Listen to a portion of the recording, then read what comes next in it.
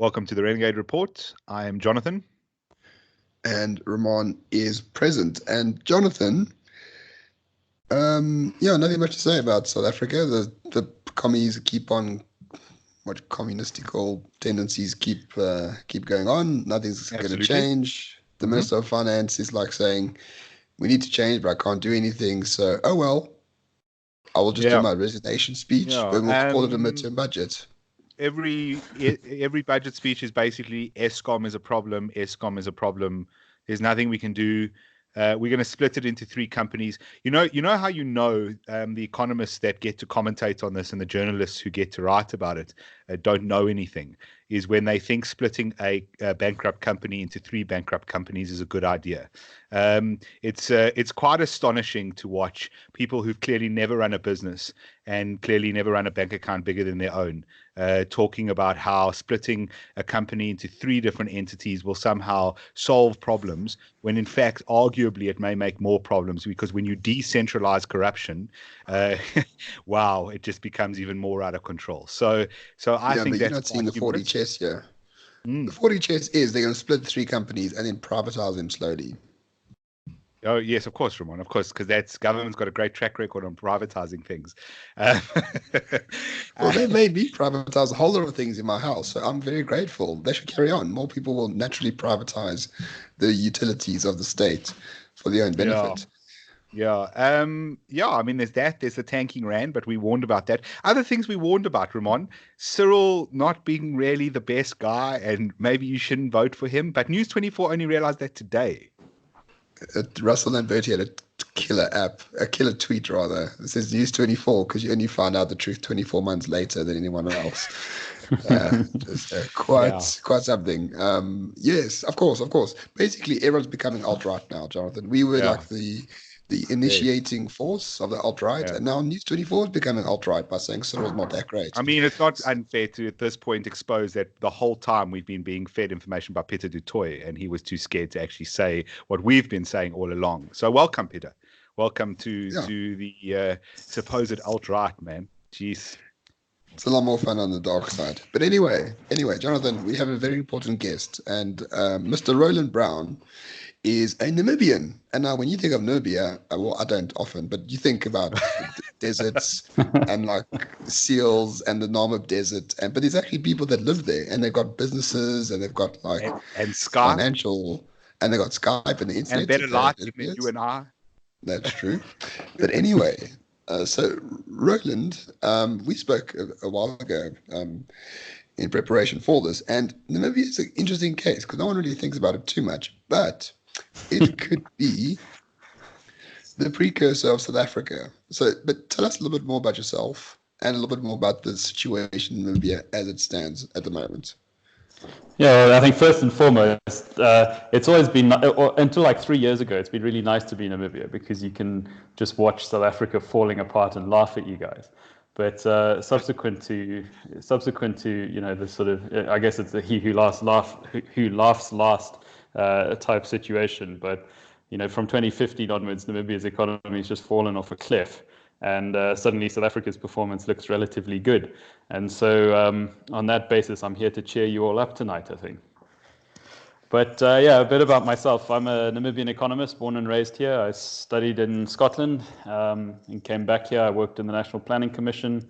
9 months later, I thought it was time to move on. I wasn't having much of an impact. I wasn't learning anything, and I was being paid next to nothing. So I thought on all three counts, I'm not where I want to be. Went to one of the commercial banks, worked as an economist in one of the commercial banks, then worked on one of the national development plans, still thought that was a good idea. Then moved from there to the central bank, worked on financial system stability in the central bank, and then from there went and worked in a stockbroker, and subsequent to that set up a financial services company with one of my colleagues. And we focus on macroeconomic overview, macroeconomic research, lots of equity and debt trading, financial market development, real sector development, those sorts of things. So, pretty interesting little country. well, actually a large country with a little population. But what's interesting about the last few years and what we've seen here the last few years has been a kind of coming together of a whole lot of economic forces that have taken us from 5 or 6% growth from 2010 until 2015 to now negative growth for just under 3 years. And it doesn't look likely to change anytime soon. If you listen to the Ministry of Finance, if you listen to the central bank, if you listen to the rating agencies, IMF, etc., they all tell us that this is the worst and things are going to get better from here. And we simply don't believe that. We think that things are going to continue to deteriorate for at least another year or two. And Namibia's got a particularly interesting situation around our currency arrangement. So the free-floating or relatively free-floating exchange rates that you have in many or most other parts of the world basically act as slow pressure releases when you have macroeconomic instability. And now in Namibia, we don't have that. We have a fixed exchange rate regime. So we're basically pegged to the South African rand. And the implication of that is that if things remain, largely in lockstep with South Africa, then our currency is fine and relatively stable. And that was the case right up until 2010. And then from 2010 until 2015, we had this disconnect where, South Africa's economy stagnated and we were growing at some of our fastest rates of growth, so 5 to 6% a year for that 5-year period. And through that period, because we had this fast-growing economy, the exchange rate was that peg was relatively safe.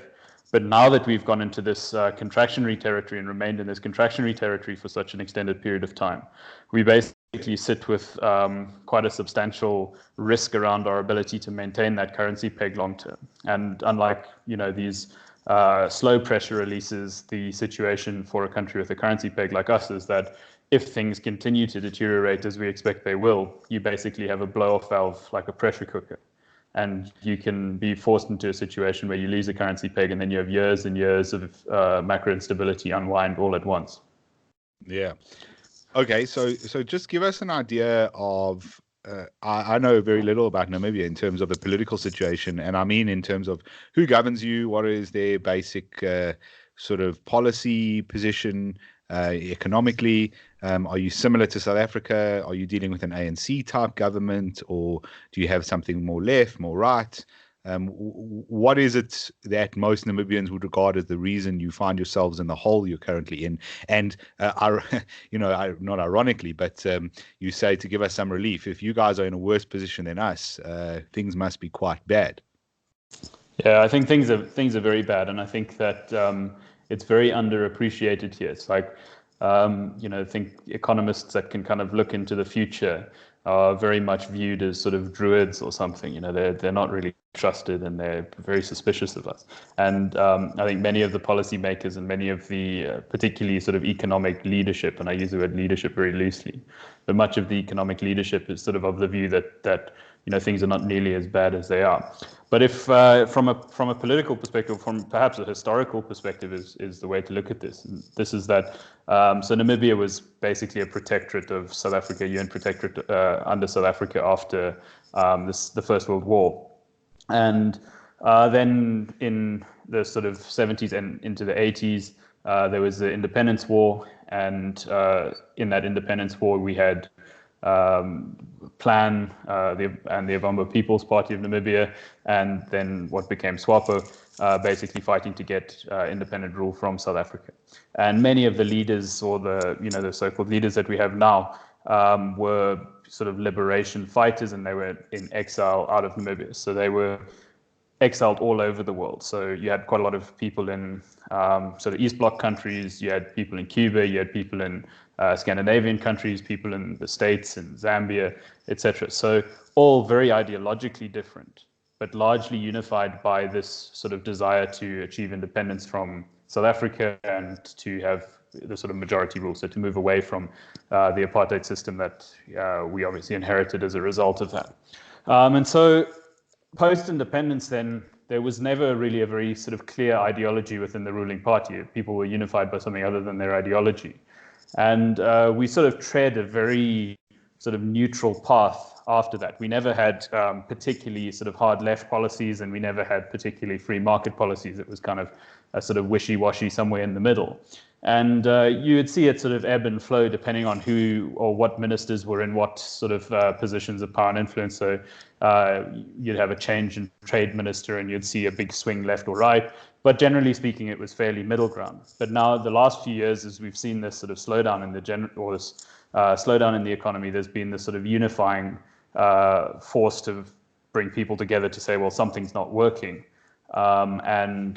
But what's been interesting is that's caused enormous polarization with regards to what needs to be done about it. So now we're sort of seeing ideologies come out quite a bit, and you see there's like quite a strong sort of left-leaning policy group, and there's a probably substantially less strong, more free market, more sort of center-right type group as well.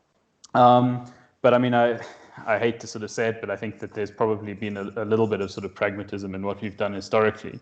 But at the moment, what we see is that there's some sort of key ministerial positions that are filled by people that have very left-leaning views, and I think that's been quite sort of influential in terms of dragging us into this low-growth scenario that we're in now. Just looking at the factors that have contributed to the slowdown. So, Namibia was actually very fiscally prudent from independence until sort of 2010. And then in order to try and sort of stave off these icy headwinds from the rest of the world, we had pretty aggressive fiscal expansion. And we ran huge budget deficits from 2011 basically right up until now, and forecast to continue for another few years at the very least. And then at the same time, we had the central bank cut interest rates aggressively. So there's something called the impossible trinity in economics, which basically says that you can't have a fixed exchange rate regime, independent monetary policy, and free flow of capital between or outside of your borders. And basically, that meant that we theoretically couldn't deviate too far from South Africa's monetary policy position from 2010 up until 2015. So we had very, very low interest rates at a time when there was a huge amount of surplus debt capacity in households, and banks were very, very keen to lend. And so we saw a huge uptake in household debt. So we've got a household debt to disposable income ratio now of just under 100%. In South Africa, it's about 70%, so materially more leveraged households than in South Africa. And then at the same time, we went from government debt levels of 16% of GDP, 16% of GDP, to now around 50% of GDP in a 6-year period or 5-year period. And so it's, and then, and then at the same time, we had quite a lot of investment into our mining sector. So FDI into our mining sector, new mines being built that doubled our copper capacity or copper production capacity, doubled our uranium capacity, and doubled our gold capacity. But then in 2015, basically, new president at the same time, government started to realize that the fiscal expansion was not sustainable anymore, and we started to run these budget deficits of 9% or so of GDP. And then obviously South Africa started hiking interest rates, Namibia hiking interest rates as well. And then just the sort of cherry on the cake, 2 pieces of policy. One was called the New Equitable Empowerment Framework. You can guess what's in that. And the other was a piece of legislation called the Investment Promotion Act. So maybe just starting with the latter, the Investment Promotion Act is basically a piece of legislation that, despite its name, was, very, very anti-investment. It reserved certain sectors of the economy for Namibians only. It put huge amounts of power into the hands of ministers. If you wanted to expand your business or invest in the country, the minister could decide not only whether you could do it, but who your partner would be. So a Namibian business wanting to expand, basically the minister could tell you that this chap would be your partner. And then it had brilliant clauses in it, like if you're a foreign investor in the country, there's no guarantee of your ability to repatriate either your invested capital or your profits. And there was a whole sort of chain of command that you had to go through if you ever wanted to get money back out of the country. And so you can imagine what that did to foreign investment. Then the other piece of legislation is this New Equitable Empowerment Framework. And the idea behind that, I mean, the stated objectives for all of this legislation is fine, right? It's that, we have historical issues, and those historical issues are pervasive, and we need to sort of try and ensure that there's greater equality and particularly from an opportunity type perspective. But I always tell people, if it was as simple as saying, this is an empowerment bill and it'll cause empowerment, then we'd have sort of zero poverty and, great wealth bills as well. But it's not that simple.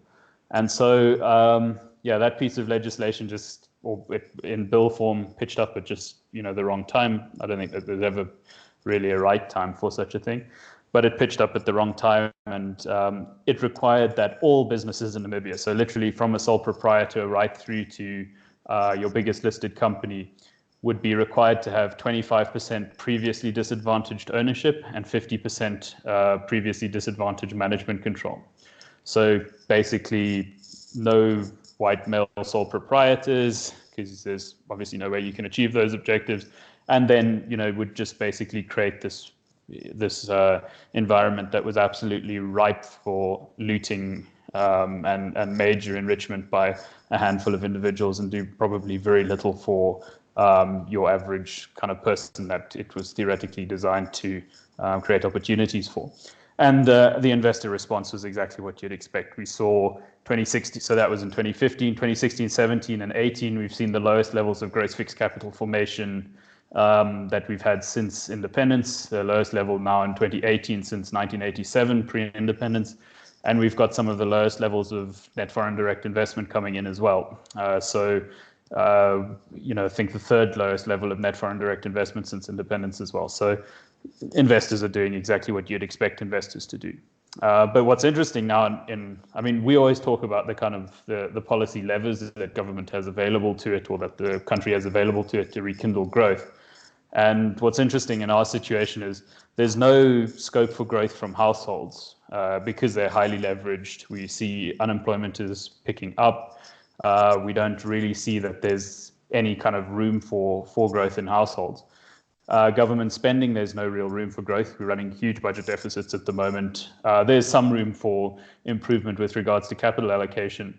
But what we've seen the last few years is that we've kind of gone through an austerity cycle. The Minister of Finance has tried to push this austerity cycle, which was, we had to kind of put the brakes in government spending, but it's been done in such an ineffective manner that we basically stripped out all the high multiplier government spending, and we're just stuck with the rubbish. We're stuck with all of the bad spending that has no long-term benefit, has just a huge drag on our imports. Wages and salaries, bailing out state-owned enterprises. We've got the fifth highest civil service wage bill relative to GDP in the world. Bailing out state-owned enterprises, more and more going to debt servicing now, and so on. So there's not much space for stimulate or to stimulate the economy from that. And so you're basically finding yourself in a situation where the only real sort of scope for stimulus is, we don't have much scope on interest rates either, so the only real scope for stimulus is investment. And yet we just score one investment own goal after the next. So yeah, I think that's basically the kind of core driving factor behind the economic sort of collapse that we've seen. That's a very comprehensive answer, Rowland. Wow. I wish I could do that like off the cuff. Jonathan, can you do that? Can you talk for like 15 minutes just off the cuff about problems and stats and stuff? I can't. I'm useless at it. But Jonathan looks like he's going to sleep. No, I'm not at all. I'm trying to absorb all of that. But yeah, I agree with Ramon. That is a very comprehensive summary, and I'm not sure we have many people who can do the same about the South African economy, frankly. No, they can't. But Rowland, I think it's important to give a bit of perspective, especially politically, for Namibia. So Namibia really has like sort of one political party. I think don't they win like 80% of the vote, like consistently for the past 25 years? Yeah, so not quite 80%. So in the last election it was 80, but prior to that it's been less. And the presidential candidate in the last election got 87% of the vote in what was a free and fair election. But that was now after 5 years of the strongest growth the economy's ever had. The first time we had unemployment go from above 30% down to below 30%. And you had that sort of classic sort of crisis of rising expectations, and everybody thought that this train was just going to continue forever. Now in this next election, so we've got an election coming up in just under a month, and in the next election, we're sort of torn about what's going to happen. We suspect that that the voter turnout will be substantially lower than was the case previously. But that the ruling party will still get a good chunk of the votes. It tends to be the sort of stalwart voters in the north, in the sort of rural parts of the country that pitch up to vote, irrespective. And we suspect that the voter turnout will be bad, but the party will still get a good chunk of the votes. But our suspicion, And this comes from just looking at the demographics of the country. Our suspicion is that this is probably the last time that that's going to happen. So the reason that I say that is, so we've, like many sort of developing countries, many countries on the continent, we've got that sort of large base of the population pyramid. And what's interesting about that is a lot of the younger people in the country have moved out of the rural areas into the urban areas, live in much more dense, often in informal settlements. We've got about a third of the population living in informal settlements. Often in informal settlements, people that are very aspirational, they don't remember apartheid, they don't remember the liberation struggle, they don't have the same loyalty towards the ruling party as many of the older people in the country do. And they sit with 50%, just under 50% youth unemployment rates. And that's, I put this on Twitter earlier today, but the bar that we set for employment is just staggeringly low as well. The question that determines whether you're employed is, have you worked for a cash or in-kind income in the last week for more than an hour? And even with the bar set, that low, we still have 50% of people under the age of 34 that fail to meet it. So yeah, I think that this is probably going to be the last election where you see that kind of landslide, unless there's a really material change in the sort of policy environment in the country. Yeah. But what's interesting with that? Yes, go ahead. Sorry. So what's interesting with that is that puts a lot of, so we do scenarios on this, and it puts a lot of pressure on a scenario that we have, which is basically, do we see government turn more left or more right? And the pressures on government are obviously very much to swing left. So you've got this large number of young people who are unemployed, and not economists, I think, don't really understand exactly how these sort of incentive systems work and so on. At least not, at that level. And so you see this huge pressure for populist policies coming through from this young voter base. And our suspicion is that in order to try and appease that voter base, in order to try and maintain that support, we're going to see a harder left-swinging policy over the next few years. And we see it in things like the ruling parties now officially changed their ideology from capitalism to socialism with a Namibian flavor. I mean, it's fuzzy stuff, but and then also things like democratic socialism. Yeah, that's sort of starvation, but with well-managed queues. No, starvation with justice. Well, I think that the idea behind it is we're gonna do all of the socialist, we're gonna do all the sort of socialist input stuff, and somehow we're magically gonna get outputs that are different from what's happened every other time socialism's been tried. So yes. It's never really been tried. Let's be honest, Roland. It will work this time. True. Just have faith. And I have faith. certainly confirm that socialism with a Namibian flavor has never been tried before as well. So there's two Guarantee potential it has wins. almost no flavor, just like everything else related to socialism. It's interesting. Obviously, there are differences. It's a different country, but it shares some history, obviously, with South Africa. You have, about 3 million people? 2.5, yeah. So it's almost a microcosm of South Africa, the difference being that you don't have the volume in terms of working population and knowledge base and intellectual capital, I would imagine, amongst that group to dig yourselves out of the hole. And we've long argued that the only reason South Africa is not even in a deeper hole is because the private sector that has essentially got on with the job at hand, and there's a sort of almost separate economy, another country running called private South Africa, which almost either short circuits government intervention or just manages to find ways around the issues, manages to be more profitable than tax plus operating costs, and kind of gets on with the job at hand. We obviously have a major problem with the intellectual flight that's going on from the country at the moment. Yeah. I would imagine hundreds of thousands of people on their way out in the past year, sort of 18 months, and in the next 18 months. I personally, I can think personally of tens of people, and if I had to sit down and work it out, it's hundreds. If I think about the entire families and extended families, and those are all sort of middle class, qualified people.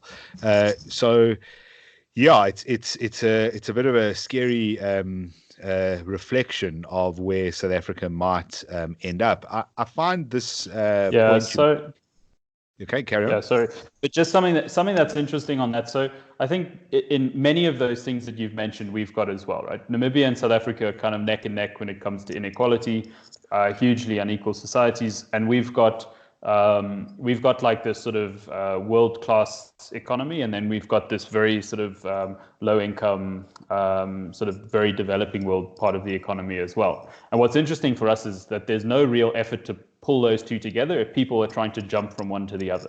So there's no real effort to really try and uplift the sort of the lower income portions of the population. You just see people trying to get across to the private schools and into private healthcare and things like that. One massive difference, though, between the two countries is that you guys have quite a good civil society, and our civil society is absolutely pathetic. Like, you're looking at probably about a third of our civil society.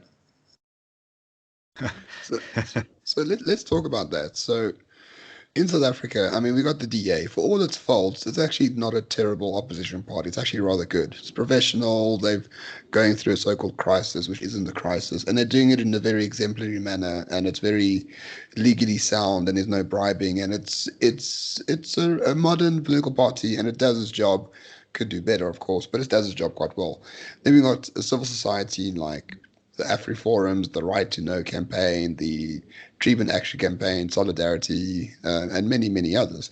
Now, we can disagree or agree with them, but these sort of people do hold government in check and do a very important job. I think a lot of the court cases that went against the government, especially in the Jacob Zuma thing, and qualifying like the public protector's role in democracy and all that, it was vitally important until you got the wrong public protector, then it's a fuck up. But other than that, it is important. Yeah. But I mean, imagine, Jonathan and listeners, a South Africa with just the ANC, and its opposition maybe had like 10% of the votes, right? And that's about it. And what's like, so in terms of Namibia itself, what sort of civil society do you have? Do you have organizations that take the government to court on like legal issues, or want to prevent them from overstepping their mandate or something like that?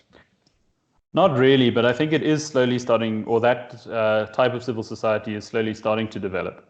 I would say the kind of main, so we've got one of the most free presses in the world, which has probably been a saving grace in many ways. And like the one major newspaper here has done far more for corruption and fighting corruption than the Anti-Corruption Commission has ever done.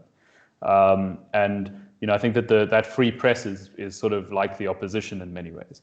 But the official opposition is absolutely terrible. I mean, they don't have a sort of principled stance on anything. They flip-flop back and forward, and so there's very little from the official opposition.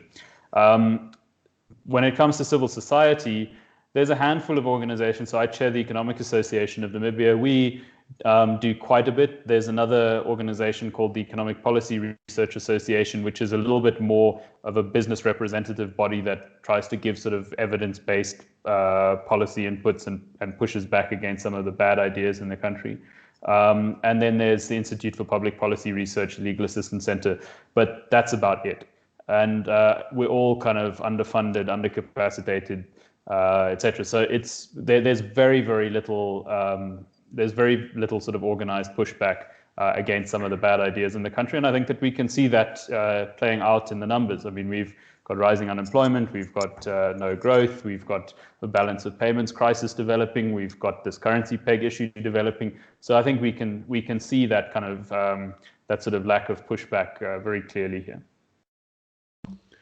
Yeah, and unfortunately, it always happens like in times of crisis. I mean, is the argument that you're putting through that Namibia was actually quite a nice place to live in if you could make money within it, that people didn't think that it could come crashing down one day?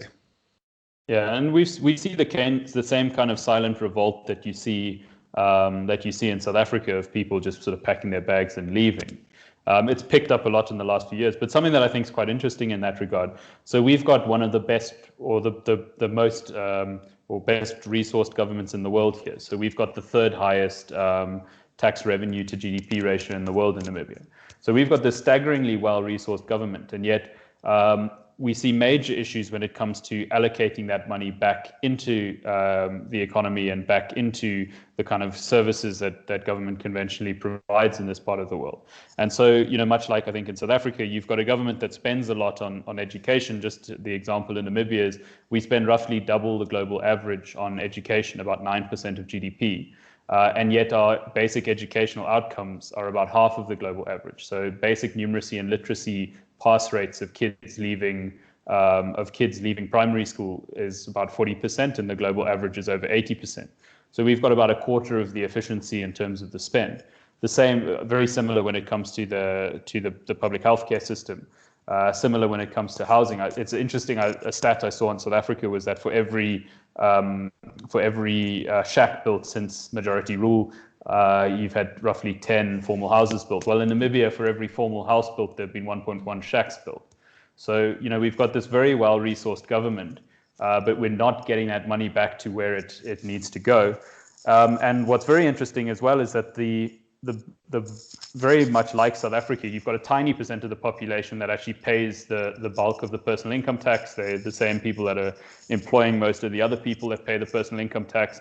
Obviously responsible for most of the VAT that's collected as a result of that, and mostly the people running the companies that pay the corporate tax as well. And those taxpayers, I think, really expect virtually nothing back from government. I mean, we started doing a few calculations on this sort of silent revolt that we see of people leaving, and we took the country with the highest personal income tax to GDP ratio in the world, which is Denmark, and we went and we said, okay, well, if you earn say double the average wage in Namibia. No, sorry, we didn't. We said if you earn 500,000 Rand a year in Namibia, and what would your tax burden be? And you get to a tax burden in Namibia of about 23%, and you look at the same thing in Denmark, you get to a tax burden of 34%. And then we said, okay, well, let's just take that and add now to it, what are the additional things that you need to pay for in Namibia that you wouldn't need to pay for if you were in Denmark? So that we assume a 3-person household, 1 kid, 2 adults, you build in the cost of your medical aid, the cost of your child's education, private education, and the cost of your security, so your G4S or your armed response type security, and you get to a point where your take-home pay in Namibia drops to about 44% of your gross income. And in Sweden or in Denmark, it obviously remains roughly where it was at 66% of your gross income. So very, very, very, very sort of blatant. And yet at the same time, despite having this staggeringly well-resourced government, and despite the taxpayers generally asking for very little back for that, the government somehow manages to paint the villain in this situation as the wealthy taxpayers who are sitting here subsidizing all manner of activity other than the type of activity that government should be utilizing those funds for. And so it's not at all surprising to us when we see people packing up and leaving. I mean, if you've got skills, you're a global citizen. It doesn't matter where your parents come from. It doesn't matter what you look like. If you've got skills, there's dozens of countries around the world that will take you. And it's not surprising. We see as many, if not more, skilled young Black Namibians leaving as we see white Namibians leaving. There's simply grass is greener elsewhere. And I think more and more we see pressure on this taxpayer base to do more. The taxpayer base is apparently not doing enough to do more to deal with issues of inequality and so on, and poverty and all of these other social issues. And government has basically decided now they've done enough. They're not going to be cutting spending any further. They're not going to be reallocating aggressively. The civil service wage bill can't be touched. The state and enterprises, for the most part, are sort of holy cows. And that's it. It's now private sector must cough up a bit more to keep the gravy train going, as it were. Sorry, Ramon. I just want to come in there because a couple of points you've made, which all fall under the same category, I would suppose, which is one is demonization of the tax base. It's It happens everywhere in the world, frankly. I mean, we're used to it in South Africa. You seem to have similar problem in Namibia. Tax base isn't doing enough. The wealthy, we hear about the equality gap as if it's my fault that I'm successful, even though I pay 40% in tax, and every other thing that I have to pay extra because government service is incompetent. The people that get employed as a result of all of that. And as I say, it happens in the United States. You've got most of the Democratic candidates for president saying that the rich are the problem, when in fact, on paper, they are not at all the problem and still pay the majority of tax, even in a country like that. So there's that kind of push. There's also, you mentioned this sort of, because of the inequality, the idea that government needs to move more to the left, more redistributive, more sort of leftist type policies of take the pie that exists and just divide it, and so that everybody at least gets a crumb. Nobody should have a full piece of the pie. Just everyone gets a crumb, except for the politicians, of course. I'm interested, you as an economist, and you obviously have a lot of thinking around this. How do you think we change beliefs or change people's attitudes towards understanding that if that is the focus, if the inequality gap is the focus, instead of focusing on how people move away from poverty, how you actually get more people to become the 1%, and how you expand that grouping, we don't really change much. So how do we get attitudes to change and therefore government to change or voting patterns to change? So I mean, I always find the US sort of argument quite interesting, because it's such a wildly different environment from our environment. Because in our environment, there's this very easy kind of scapegoat because of the very unsavory history of these countries. And so because of that, it's very easy to say that inequality is purely racial. Inequality is purely because you've had a leg up, and you've only become kind of wealthy because of the oppression of others, and therefore we need to make things more equal by taking away from the rich in order to give to the poor. Something I find very interesting with that, though, is I have friends from every kind of walk of life you can imagine. And one thing that I find very interesting is when talking to a lot of my kind of Afrikaans friends, how they will tell you about how literally one generation, like they grew up poor often, one generation, their parents very poor, grandparents extremely poor, and in one generation there's been this pretty dramatic change. And I mean, if you just look at statistics around the world, you can see that in a very short period of time. I mean, Japan went from 80% of the population living in poverty less than 100 years ago to a situation now where it's like next to nobody. And they were nuked twice in the intervening years. So the fact that you can sort of bring these changes about relatively quickly is pretty obvious. So I think the big challenge is convincing people of that, right? I think a lot of the impatience that we see around inequality and poverty, and the fact that people don't think that they're going to get ahead, stems from the fact that they think, well, I'm not interested in waiting for the next generation. It's not good enough that my kids will be wealthy. I want to be wealthy in my own life. And it seems so much easier to sort of point fingers at those that have and say you have because you took away, than it does to say, well, how did billions and billions of people get lifted out of poverty over the last 200 years? And so I think the push from our side is always to discuss these things and to try and explain them to the public in very lay terms. And I do radio interviews and things like that where you speak about exactly this. So talk about, well, what is inequality? Well, inequality is basically rich and poor. Do we care if people are rich? Well, if they got that money illegitimately, if you got that money by stealing, by abusing information asymmetries and scamming people and things like that, then yes, we probably do care about you being rich. At the same time, if you got that money through industrious pursuits, if you worked hard, if you came up with some innovative idea and that made you wealthy, well, then we shouldn't really care about it.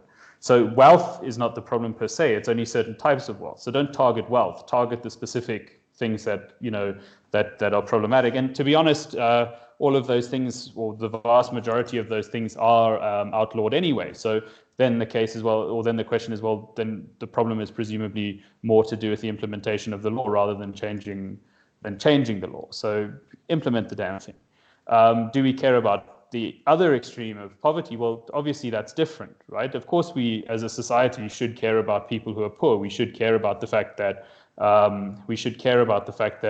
if a kid is born into a squalid situation with no hope of getting out of it in their life, well, that should certainly be something we worry about. And as a result of that, we should have policies that focus on how we can improve the lives of those people that don't have opportunity. And I think that we, in Namibia at least, and I think in South Africa as well, have plenty of resources to do that. It's always interesting to me that we keep looking for new redistributive measures to try and address these types of things. But we actually have pretty good redistributive measures. I mean, the tax system is a pretty good redistributive measure. And what's nice about it as well is it's fairly indiscriminate, right? It doesn't really care what you look like. It doesn't care, what your history is. If you have a lot, you give a bit more. If you don't have a lot, you give a bit less. That sounds like a good system. And so I don't think that we really need to reinvent that. So yeah, we do a lot of these kind of talks and try and explain this to people. But I think, there's just really not enough of it floating around. I think people are so sort of poorly informed about the sort of these types of topics. And I mean, in every single Namibia development plan since the first one in 2003 or something like that, poverty and inequality have been the core focuses. But it's been inequality at an output level. It's not been like, what are the core kind of causes of inequality? How do we address that? And instead, it's just this very, very uninformed idea that all of the inequality that exists is because of a system of government that ended 30 years ago. Sure, the effects of it we can still see today, but those effects we shouldn't be seeing today if we had introduced the right policy 30 years ago, and we will continue to see 30 years from now if we don't introduce the right policy today. Yeah, and that's really the key thing, because people have solved this in much shorter time periods. True, most of them were sort of authoritarian, right-wing, so-called benevolent dictators. But Pinochet did it. There was a dictator in South Korea who did it. Obviously, Singapore, Lee Kuan Yew did it too. These are all sort of right-wing authoritarian regimes, but they managed to do it, and they did it by what's the term? Not by redistributing, but by letting people create their own value. Essentially, you worry about the input at the beginning. Make sure the education system is sound. Problem solving is important. Property rights and contracts are enforced. There's rule of law, and then these things happen. People naturally take it upon themselves to sort of want to be better. Everyone wants to be wealthy. Everyone wants to provide for their family, and they want to make sure that the generation that goes on after them is better than their own. So it's about really unleashing the potential of the individual. What we see very interesting here is just that. So basically, if you want to fix the kind of issues that the region has, it's very easy to do. So, like, technically, it's extremely easy to do. I mean, if we had the right economic leadership in Namibia, we could turn this economy back to a relatively high growth economy in the space of, a year, 18 months, 2 years, something like that. And the reason that I say that is because we're a tiny economy. So our economy is a 30th the size of South Africa's. And South Africa is a tiny economy by global standards. So the type of injection of capital that you need in order to get this economy growing again is absolutely minute by global standards. I mean, if we wanted to get our economy growing again, we could very simply say, if you're a South African business and you're sick of the mess in South Africa, come to Namibia. You'll have 15 or 20% tax rates. You can get half a dozen work permits, or 10% of your staff can get work permits. We'll make it very easy for you to transfer money in and out of the country. So we'll reduce the bureaucracy around our foreign exchange control, and we'll make it easy for you to get land. We've got great schools, great hospitals, all of the shopping facilities you could want. It's a good place for you to bring your family. Base your Africa operations from here rather than from Gauteng. And I mean, very, very quickly, we could see a major growth revival here. And that's just one example. There's a plethora of things that we could do to bring about growth recovery. But you have to have the right economic leadership, and we simply don't have it. But what's interesting for us, though, is that I think when it comes to these kind of economic challenges, the critical thing, or the socioeconomic challenges, the critical thing is that you don't chase away investment in the process of trying to bring about opportunity. And it's really that simple. If you apply that principle to your interventions, your economy will continue to grow and continue to perform well. And that's basically what all of those examples that you gave previously have done. You don't make the business environment unfriendly. You remain investor friendly, and you use the resources that are available to you in a very efficient manner in order to provide equality of opportunity. So one of the things that we talk about here. So I've got a friend who's quite a controversial character, and he says if he could vote for a goat, he would do that because the goat understands basic necessities, right? The goat would say a bit of food on the table, somewhere to live, some, maybe not specifically the goat's highest desire, but, so a decent sanitation, a roof over their head, running water. That's basically what the goat would want. And that's what so many people in the country still don't have. We've got a third of the population living in informal houses. We've got about half the population without access to electricity. We've got 60% of the population that has access to toilet facilities, 40% that don't. Water's okay, 80 or 90 odd percent that have access to clean drinking water. But these are basics. How do you expect a kid that grows up in, a shack without running water, without toilet facilities, without electricity, to become wildly successful? There certainly are some that do, but you're not increasing the probability of success if you don't get those absolute basics right. And then at the same time, you've got this third best resourced government relative to GDP in the world. It's how on earth can you not get these basics right? And then we wonder why 30 years later we still have high inequality, still have poverty, etc. It's just a misallocation of public funds. Yeah, it absolutely is that. But I think a reminder, which you, of course, know, is that politicians don't know how to run anything. You talk about your spend on education. No, I mean this is like if someone were to open a bank, for example, and instead of employing bankers and a whole bunch of people who understood finance, they went to the humanities department at a university and said, we'd like to employ your entire fine arts graduating class for the last 3 years to run our bank. The reality is that's not going to work out very well for them. And this is exactly how governments run things. If your government took that spend that they have on education and they just voucherized that system and they said, we are not going to run education anymore, but we will give you whatever it is, we will give you 30,000 rands or equivalent currency towards your child's education every year. Use it wherever you bloody well like. And then all they have to do is regulate the standards that schools run at. So the minimum standards. They just have to say the minimum standard is X. Schools would run at that minimum standard, otherwise they wouldn't be able to run. Government could take a little bit if they really wanted to inspect the schools and make sure that process was run well. But this is the reality. Or appoint a private entity to do it. I mean, there's absolutely no reason. I mean, look, from my side, I'm big on the private doing everything, but I understand that it's a bit of a pipe dream. Even in the most sort of privatized governments in the world, they always want their foot on the neck of the private sector in some respect. But it's just we have the same problem with Eskom. We have people in South Africa who could run Eskom. I guarantee you, for as much as everyone hates them, if you took McKinsey and you said to them, we will give you the running budget for Eskom for the year, please sort this shit out. You can fire whoever you want. You can hire whoever you want. Do what you please. We are suspending the labor law as regards to Eskom, right? They would lose 40,000 votes because they have, 60,000 votes because there's 60,000 people working for Eskom and their families. So they'd lose 120,000, maybe 300,000 votes. Who cares? The ANC can take that knock.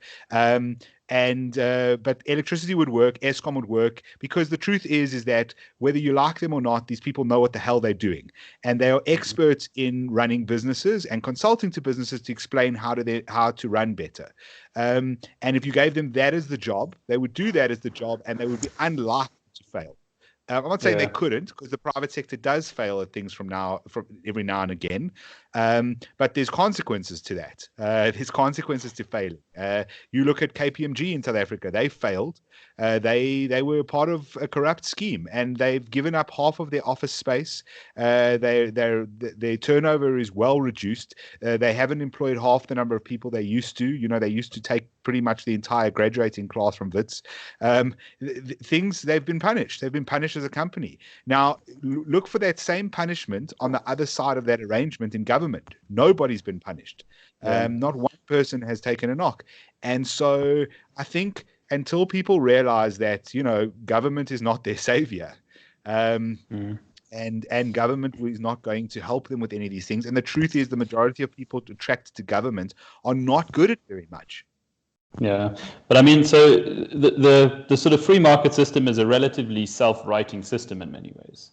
There are obviously issues with it, and I think a lot of the issues that tend to get pointed out are actually when the free market system is not being the free market system. So it's when big banks and big corporates start to lobby, and you get a more sort of corporatist system rather than your conventional capitalist system, and that's often labeled as the free market system gone wrong, which it's obviously not.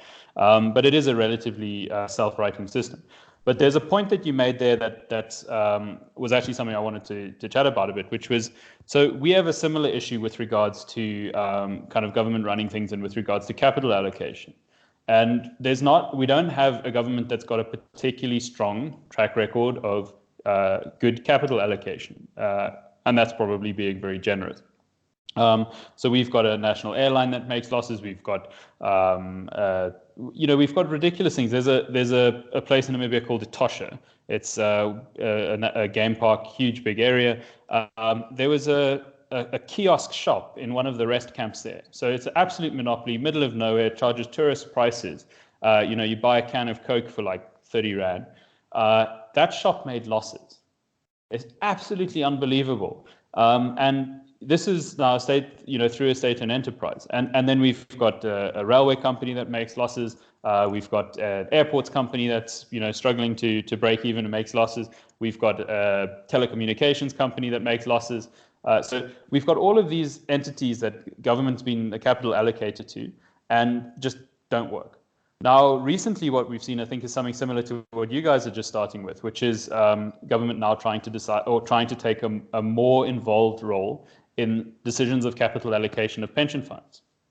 And this is something that's very worrying to us. So this has actually been now a trend for a number of years, and it basically started with a Regulation 28 of the Pension Funds Act, very similar to what you have in South Africa, where your pension funds have jurisdictional rules about where they are allowed to invest and where not. And so in Namibia, we had a 35% local asset requirement, so 35% of the pension funds assets had to be invested in Namibia. But now it's a pretty small economy. There are not a lot of assets available. So basically the bulk of your assets, there's I think now 8 companies listed on our stock exchange, primary listed on our stock exchange. So we don't have that really deep financial sector that you guys have. So 35% of your assets must be invested domestically. You can buy on the stock exchange 2 banks. There's another one busy listing now. 1 brewery, property companies, and a few other very, very small companies. And then you can buy government debt. And so we had that 35% cap, and then there was a sort of loophole in that which said that you could buy dual listed shares as well. So we've got things like Anglo American, ShopRite, and similar listed on our exchange as well. And so we started down the slippery slope with this idea that you must buy local assets, but you can buy dual listed as well. So you can actually get a decent diversified portfolio, and your pension savings are not at risk in any way because of that. And then slowly, subsequent to from 2012 up until 2017, we've been reducing how much of the dual listeds you can have, basically forcing the pension funds to buy more genuine local assets.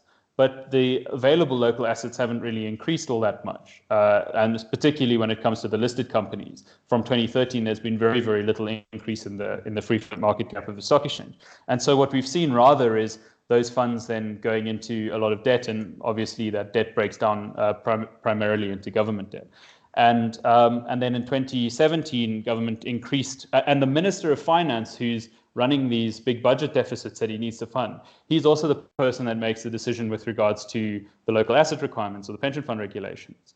And so there's no check or balance there. And then in 2017, we increased the local asset requirement to 45%. And that money then all comes back into the country. And the result of this is that we've seen rampant demand for government debt, which helps to fund the budget deficit. But at the same time, what this sort of artificial demand for Namibian assets does is it causes asset price appreciation. And so we've seen just a handful of bubbles in the Namibian market forming. So we've seen it in our property market. Our property market had like 20% year-on-year growth since 2000 odd. Just this huge growth in the property market, and now the last couple of years has just started to unwind completely. We've also seen a sort of, I wouldn't say a bubble, but we've certainly seen highly overinflated equity prices. So, the bank shares trading up aggressively over the last few years, and now as the economy is slowly starting to unwind. And then also now in the government debt market, we see this incredibly overpriced government debt relative to the risk. We've been downgraded twice, with one notch below South Africa by the rating agencies. We've been downgraded twice, and yet the spread between the Namibian government debt yields and the South African yields is actually compressing. So it's basically Namibian debt is getting more expensive, and the return that you're getting on it is getting less. And this makes absolutely no sense. It's just that we have the biggest capital allocator in the country is now the Minister of Finance. And, as I say, the problem with this is just that the track record when it comes to this stuff has not been great. And at the same time, we have a financial sector here that's full of asset managers that know what they're doing, real professionals in this stuff, got all the grey hairs and certificates and whatever else you need to prove it. They know what they're doing, and yet at the same time, they don't have as much power to make the investment decisions as the Minister of Finance does. And most frightening in all of this is that the people who are saving every month for their retirement, that they're putting money aside for a very specific purpose of their retirement, they don't really understand this, and they don't really know that the money that they're saving is being used for all manner of purpose other than the purpose that they have for those savings. So the people saving are looking to maximize return, and obviously in as ethical a manner as you can, but they're trying to maximize return. And if you look at what that money is being used for, it's being used to plug all manner of other economic issues. So it's being used to plug a balance of payments problem. So we bring pension fund money back into the country, and it helps to prop up our international reserve position and helps to maintain the currency peg in the short term. It helps to plug government's budget deficit. It's being used to basically create a sort of BEE type industry here, which is, I don't have any particular issue with that per se, but the fact that it's causing all of these distortions and that the people whose money is being saved for this specific purpose aren't sort of aware of that, I think is highly problematic. And we are concerned with regards to this is that the macroeconomic situation that we're in now means that every year government has to borrow a very substantial amount of money. So by the standards of the Namibian economy, so roughly 5% of GDP. And because we've been downgraded by the rating agencies now to such a low level, to borrow that money externally has become relatively expensive. And so rather than doing that, we've got this kind of captive pool of money that we can sort of control. And as a result of that, we can borrow domestically cheaper than we could borrow externally, just because of this captive pool of money that's being forced to look for local assets. And the big worry around this is that next year government's going to struggle to fund its budget deficit, so it's in all likelihood going to have to look to the pension funds again, and the year thereafter, and the year thereafter, and the year thereafter. And so by commencing down this slippery slope, I think we've put ourselves in a position now where not only do we stand this risk of basically having this huge concentration of pension fund money invested in these highly correlated assets and a lot of government debt, but also and in a shrinking economy, but also we bring all that money back into the country. And then after that, we don't have that flow on our balance of payments anymore. We run a big current account deficit. And the implication of that is that basically we are going to start burning through our international reserves. And if we burn through our international reserves, it puts us in a position where it's difficult to maintain, or where we can't maintain the currency peg anymore. And if the currency peg pops, then we have rapid depreciation in our currency. And all of those savings that people have worked so hard to put together over a period of years can very, very quickly be eroded in real terms. And that's a major, major worry for us at the moment. Yeah, it's actually quite stark as someone who is an economist. And when you say these sort of things, I just think of South Africa and what they want to do with what they call prescribed assets, right? Which is exactly the same thing as what Namibia has done, using people's savings to fund government debts or to plug in holes or to basically it's theft on just a much grander scale to make up for government deficits morally and economically in this regard. Now, I just want to go back just very quickly to ideology here. Because in South Africa, it's a purely ideological problem we face. It's not psychological or, okay, populist could be the case, but it's purely ideological. The SACP controls the ANC. It is the engine room of the policy and the ideas. A lot of SACP members are ministers, especially Pravin Gordhan, Ibrahim Patel. And these people control, some of the financial clusters in the cabinet. Pravin doesn't want anyone to get fired from Eskom. Ibrahim Patel, when he was a minister beforehand, cancelled all sorts of trade agreements we had with the rest of the world. Very, very destructive stuff. In Namibia, is it just pure? I mean, you have to be ideological to enforce a BEE status to that degree. We had it incrementally. It was voluntary first, and they just ramped it up and ramped it up. You said they just started from 0 to 25% ownership and 50% management. That was the first step, right? Yeah, but that was just the bill. Protectionism. So yeah. Both of those were bills that were not implemented. There was a huge amount of pushback from the 6 members of civil society and 1 or 2 business people and so on in order to try and ensure that didn't go through. But yeah, I mean, it was this big step forward from sort of very little. And I don't think that most of this stuff here is driven by ideology so much as I think it's just driven by the stuff sounds good, and the economy there's still inequality, and the private sector is still perceived. So we don't collect race statistics in Namibia, but the private sector is perceived to be very white, and it probably is. But we've sort of been trying to wrap our head around this a little bit as well. So one of the things that our business does is we provide some funding and some technical support and so on to small businesses here, and we've been trying to kind of wrap our head around why the private sector hasn't changed that much since independence. And basically what we see in the private sector is that the vast majorities of the large companies especially are either pre-independence companies or foreign companies that have come in and established here. And what we find is that there are very few examples of small businesses that have started here and have managed to be successful and grow into large businesses. And in our sort of experience with the small businesses that we support, we can see exactly why that is. I mean, we've got a 32% corporate tax rate. We've got a very unforgiving VAT system. Your VAT doesn't get repaid often for 3 years. You can have outstanding claims with a receiver for 3 years. We have just an enormous bureaucratic sort of institution that means you have to register every move you make. You have to you can't really start a business and focus on your business. For every person you employ in your first few years to do your core business, you need probably 50% of a person to do bureaucratic things. And so it's not really surprising that we haven't seen that transformation at the output level. We just don't see these small businesses growing and surviving. But yeah, I think when it comes to the things like the pension fund changes and things like that, I don't think it's hugely ideologically driven. I think that there's just a sort of absolute lack of understanding in terms of what we're actually doing. And I mean, when we speak to some of the people involved in this stuff, they tell us, "Oh, what else can we do? What else can we do?" We can't fire people. We can't reduce the size of the civil service because we've got, one of the highest and, longest sustained high unemployment rates in the world. If we let people go, who's going to employ them?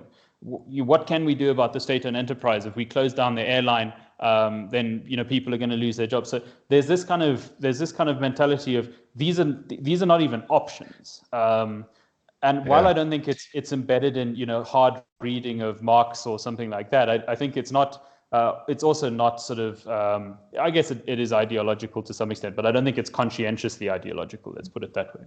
Well, it's also a misunderstanding. I mean, the reality is people need to fly to Namibia.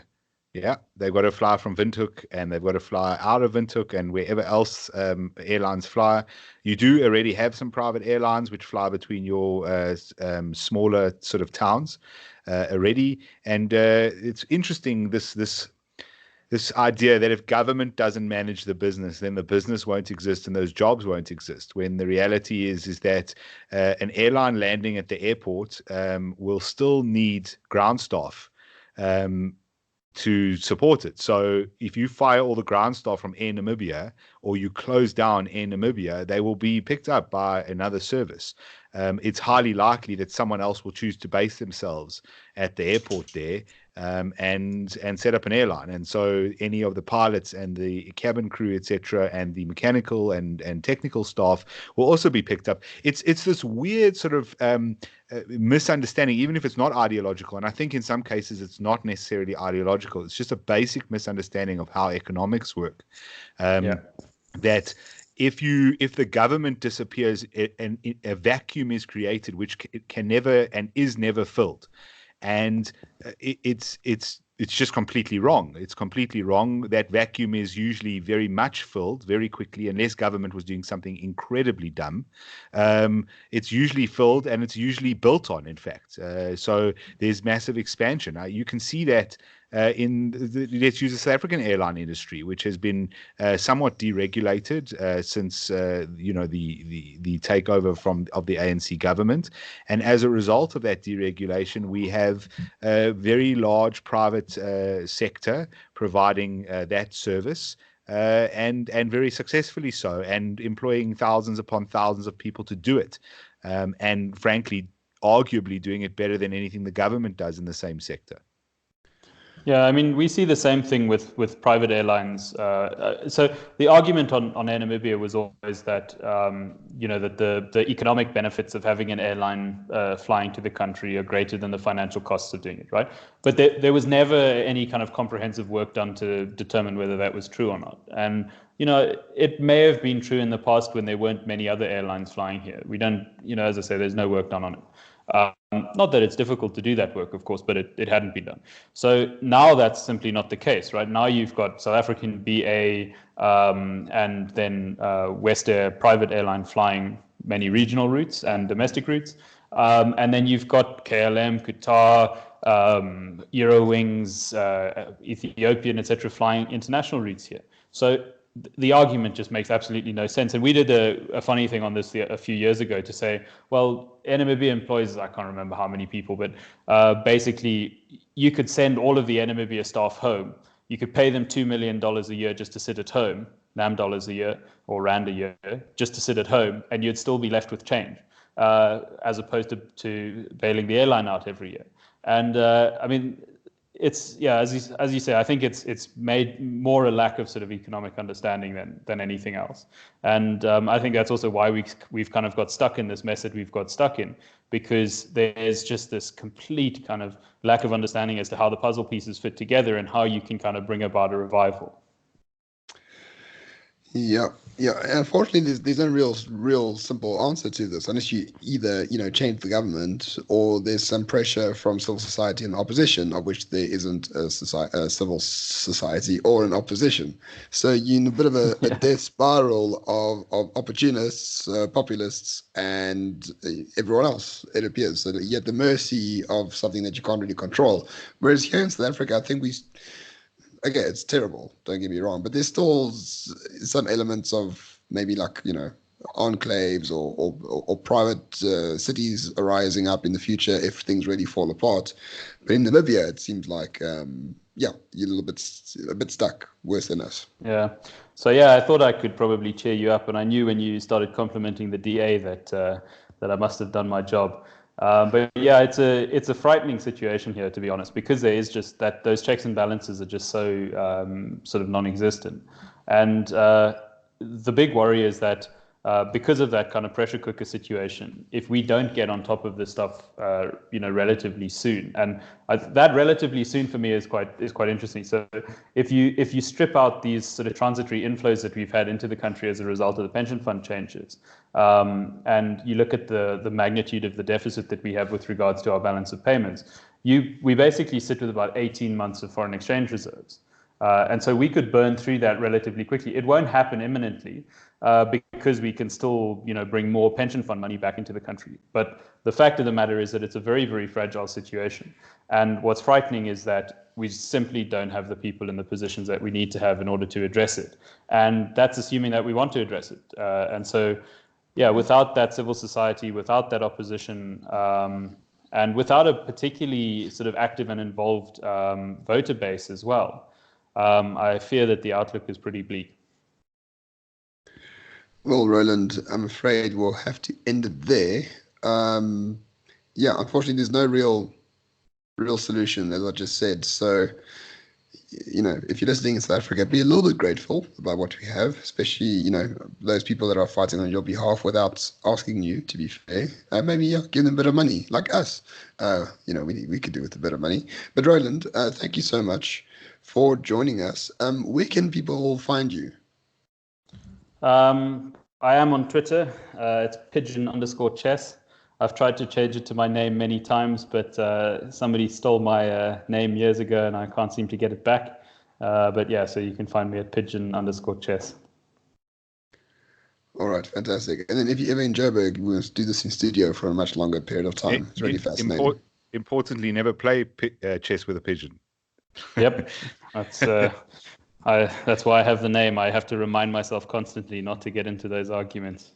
Yeah, that's Twitter is not the right place to it's the right place to remind yourself of that, but not the right place to get into arguments. Ramon, I think you raised a good point about the DA. Lots of ructions in the party, but nobody has died, unlike the ANC every second week. And nobody's getting shot over certain positions. Seems to be lots of free and fair electioneering going on. And I do hope they can pick themselves up.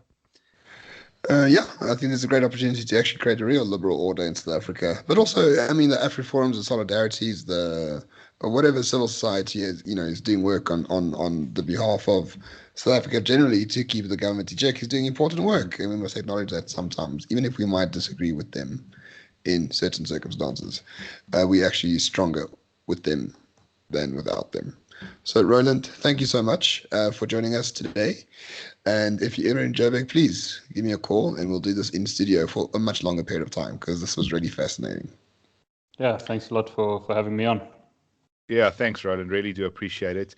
As always, you can find Ramon on Twitter as well at Roman Kavanagh, myself at Jonathan_Witt. Ramon getting lots of heat lately from all the right people on Twitter, so well worth a follow. At Renegade_report is the account where you can find us reposting Donald Trump memes, and also Jeffrey Epstein didn't kill himself. Thank you so much for listening and watching, and we'll catch you next time. Cheers.